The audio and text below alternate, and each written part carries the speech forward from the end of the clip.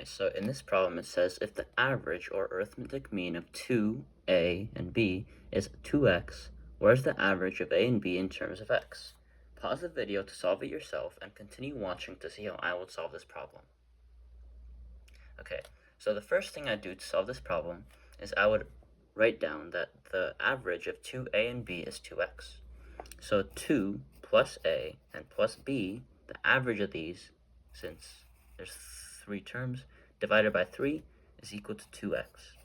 And what it's asking is the average of a and b in terms of x. So what it's asking is a plus b over 2. Here, we multiply both sides by 3 to get 2 plus a plus b is equal to 6x. Now, we subtract 2 from both sides, minus 2, to get a plus b is equal to 6x minus 2. And now, what we do is, to get from this to this, we simply have to divide by 2. So this would give us a plus b over 2 is equal to 3x minus 1. And that's the answer, C.